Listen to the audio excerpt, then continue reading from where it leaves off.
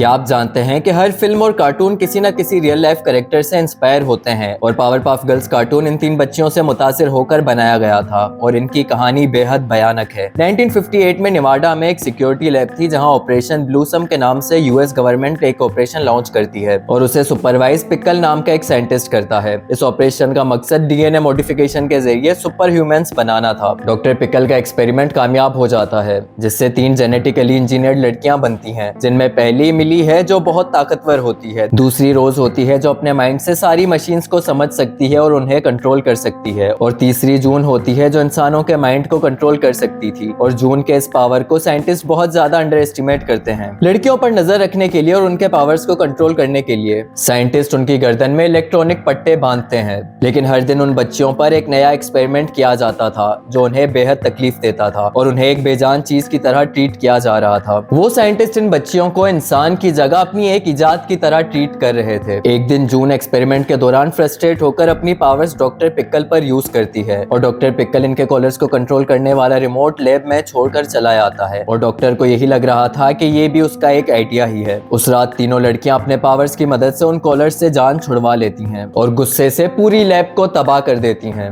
Emily अपने powers से सारी दीवारें तोड़ देती है, रोज लैब के सारे अलार्म्स और लॉक्ड दरवाजों को डिसेबल कर देती है और जून अपने पावर्स से सारे गार्ड्स को एक ही जगह खड़ा कर देती है। वो तीनों बच्चियां लैब को पूरी तरह खत्म करके सहरा में भाग जाती हैं। कई दिन तक हजारों ऑफिसर्स उन बच्चियों को ढूंढते हैं लेकिन उनका कोई नामो निशान नहीं मिलता। चंद दिहाइयों बाद गवर्नमेंट की डीक्लासिफाइड फाइल्स में लोग देखते हैं कि 3 मिस्टीरियस लड़कियों को गवर्नमेंट के मिलिट्री बेसिस के करीब देखा गया है। तारीख के पन्नों से तो इन 3 बच्चियों की एग्जिस्टेंस को ओझल कर दिया गया है, लेकिन ये सवाल आज भी यूएस की गवर्नमेंट को परेशान करता है कि वो तीनों बच्चियां आज कहां हैं।